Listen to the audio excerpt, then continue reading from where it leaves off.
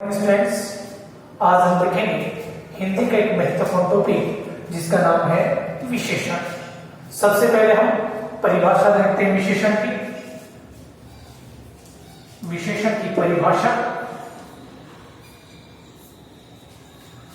संज्ञा या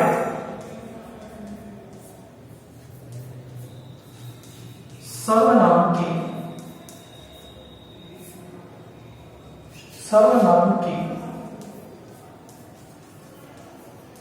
विशेषता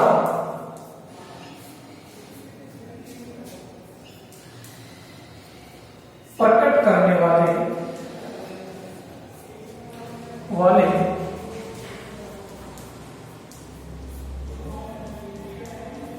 शब्द विशेषण कहलाते हैं। क्या कहलाते हैं? विशेषण कहलाते हैं। ध्यान दीजिएगा, विशेषण की जो परिभाषा है, संज्ञा या सर्वनाम की विशेषता प्रकट करने वाले शब्दों को विशेषण कहते हैं। सबसे पहले हमने परिभाषा देखी। अब हम विशेषण के मुख्यतः भेद देखेंगे, जिसमें हम पहले भेद की चर्चा करना चाहेंगे। नंबर 1 पे है गुणवाचक विशेषण। कौन सा विशेषण है? गुणवाचक विशेषण। नंबर 1 क्या है? गुणवाचक विशेषण। गुणवाचक विशेषण में देखिए, जो भी संज्ञा या सर्वनाम है, उस संज्ञा या सर्वनाम की गुण, अवस्था, संज्ञा या सर्वनाम के गुण, दोष, आकार, प्रकार, रंग, रूप, अवस्था आदि का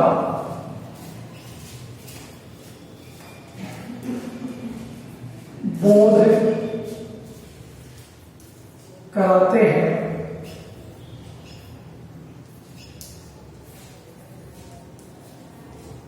उन्हें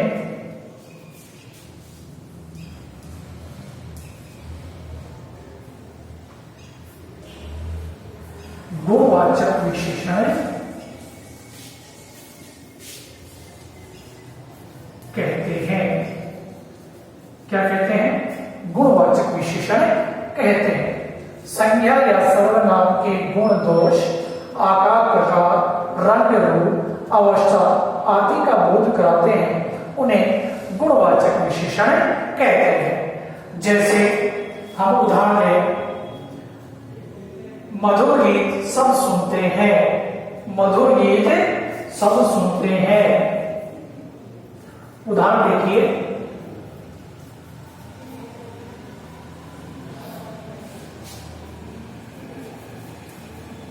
मधुर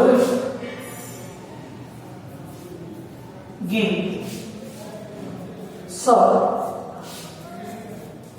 सुनते हैं। मधुर गीत सब सुनते हैं। यहां पर मधुर शब्द जो है वो विशेषता बताने वाला शब्द है। ये ऐसा शब्द है जो विशेषण का कार्य कर रहा है। इसलिए हम कह सकते हैं कि ये जो उदाहरण है वो गुणवाचक विशेषण का एक महत्वपूर्ण उदाहरण है। दूसरा उदाहरण हम देखें कि राम ने काला कोट पहना है। राम ने काला कोट पहना है। क्या पहना है? काला कोट पहना है। यहां पर काला क्या है? सॉरी, कोट और काला कोट की विशेषता बता रहा है, रंग के बारे में बता रहा है। जो विशेषता संज्ञा या सर्वनाम की विशेषता बताने वाला शब्द है वही क्या है, विशेषण है। तो यहाँ कोट की विशेषता क्या है, कैसे रंग का है, काले रंग का है। इसलिए हम कह सकते हैं कि यह एक विशेषण शब्द है जो आप आसानी से इसको ढूंढ सकते हैं। पहला था विशेषण गुणवाचक विशेषण। नंबर 2 विशेषण हम देखते हैं आगे की कड़ी में, तो वो है आपका परिमाणवाचक विशेषण। ध्यान दीजिएगा कौन सा है, परिमाणवाचक विशेषण। नंबर 2 परिमाणवाचक विशेषण।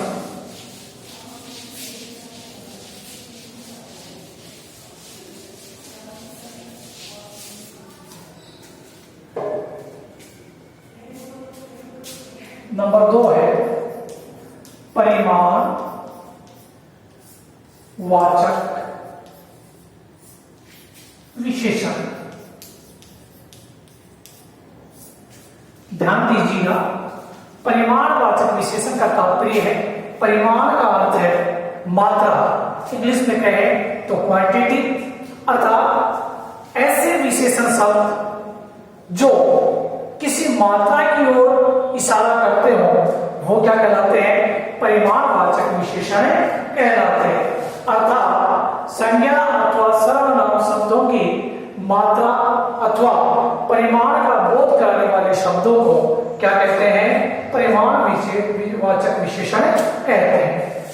ध्यान दीजिएगा, संज्ञा या सर्वनाम, संज्ञा या सर्वनाम शब्दों की मात्रा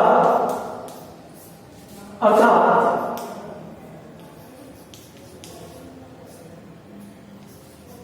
मात्रों का बोध कराते हो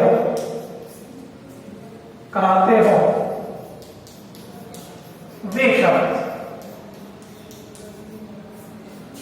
परिमाणवाचक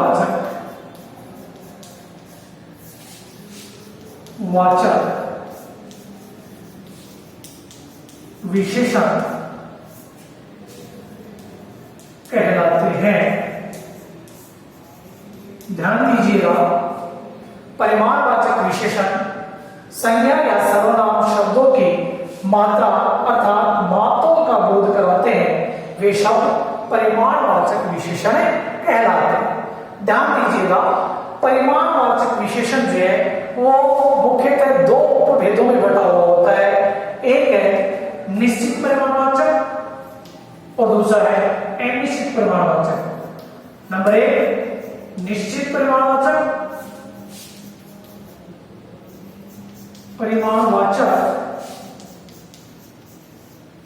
और दूसरा है अनिश्चित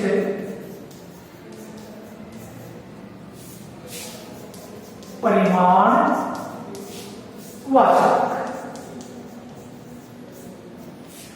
जैसा कि नाम से प्रतीत हो है, निश्चित परिमाण किसी भी संज्ञा या सर्वनाम शब्द जो निश्चित मात्रा में हो वहां पर निश्चित परिमाणवाचक, और जहां पर निश्चित मात्रा न हो, निश्चित क्वांटिटी ना हो, वहां पर अनिश्चित परिमाणवाचक का विशेषण का प्रयोग किया जाता है।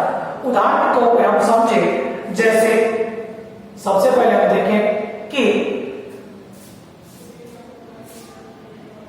सबसे पहला उदाहरण देखेंगे हम निश्चित परिमाणवाचक का। निश्चित परिमाणवाचक का कहेंगे 2 किलोग्राम आलू। कितने किलोग्राम आलू? 2 किलोग्राम। अर्थात क्वांटिटी जो है वो फिक्स है, निश्चित है, निश्चित मात्रा है, इसलिए हम कहेंगे कि ये क्या है, इसका उदाहरण है निश्चित परिमाणवाचक का उदाहरण है। 2 किलो, 5 लीटर, 10 मिलीलीटर,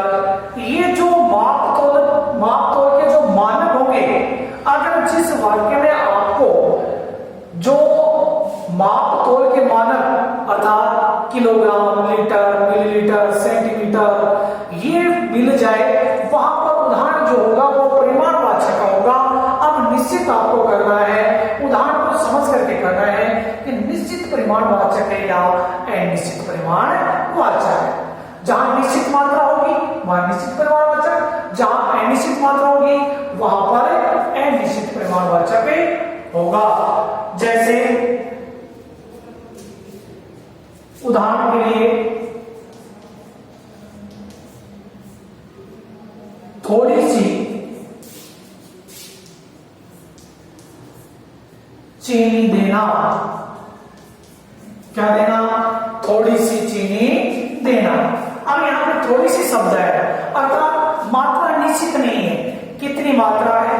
ये मात्रा अभी तक निश्चित नहीं है, इसलिए हम कह सकते हैं कि मात्रा जहां पर निश्चित नहीं है वहां पर अनिश्चित परिमाणवाचक का विशेषण का उदाहरण होगा। क्लियर? हमने दो भेद जो है उन भेदों के बारे में चर्चा की। नंबर 1 गुणवाचक विशेषण, नंबर 2 परिमाणवाचक विशेषण। अब लेते हैं नंबर 3 जो आपका भेद है, उस भेद के बारे में हम चर्चा करेंगे। तीसरा है, जैसे ही नाम आएगा तो आप अच्छे से समझ जाएंगे। नंबर 3 है संख्यावाचक विशेषण। क्या है? संख्यावाचक विशेषण। जैसा कि नाम से प्रतीत होता है संख्यावाचक, अर्थात परिभाषा क्या है? संज्ञा या सर्वनाम, संज्ञा या सर्वनाम शब्दों की संख्या का बोध कराने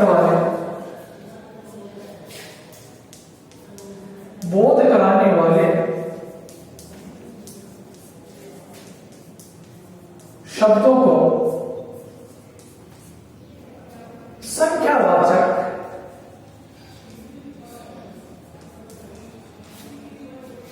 संख्यावाचक विशेषण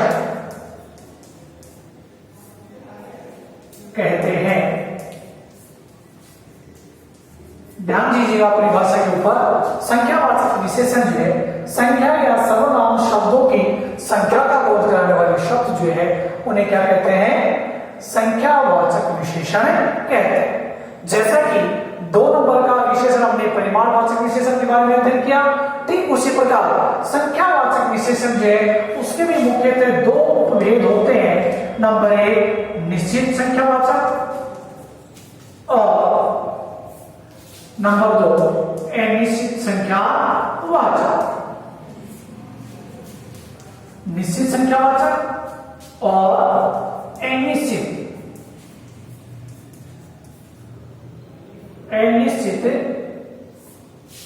संख्यावाचक।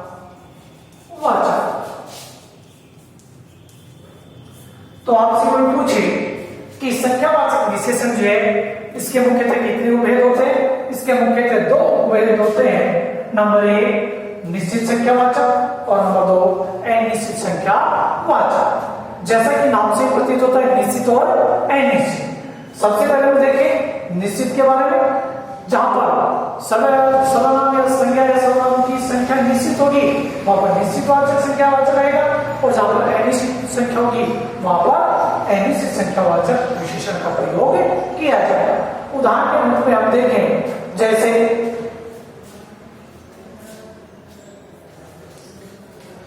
कई लोग या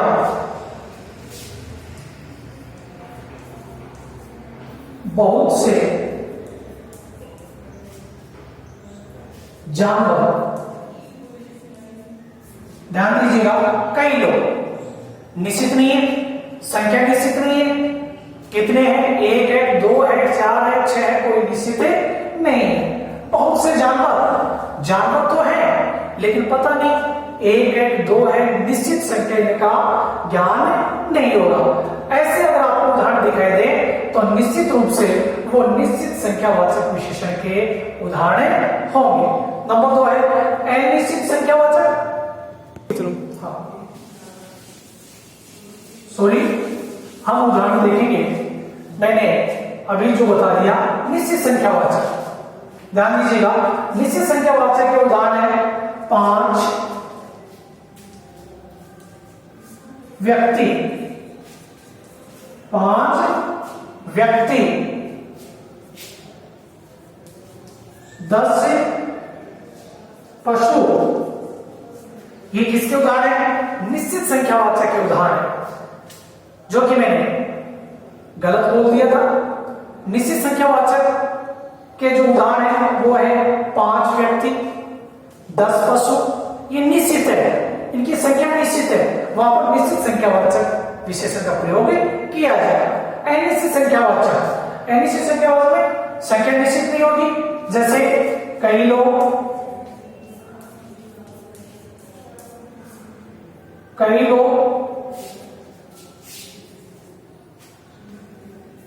बहुत से,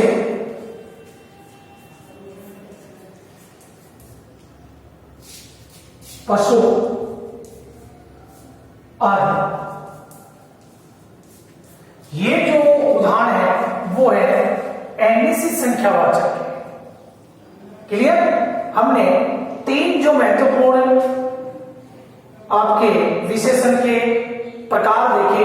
नंबर 1 गुणवाचक विशेषण, नंबर 2 परिमाणवाचक विशेषण, नंबर 3 आपका संख्यावाचक विशेषण। तीनों की हमने परिभाषा देखी, तीनों के हमने उदाहरण देखे। उदाहरण देकर के हमने ये तय किया कि परिमाणवाचक और संख्यावाचक विशेषण जो है उनके मुख्यतः दो भेद होते हैं, निश्चित और अनिश्चित। आगे के वीडियो में हम देखेंगे इसी के अगला भाग। तब तक के लिए धन्यवाद।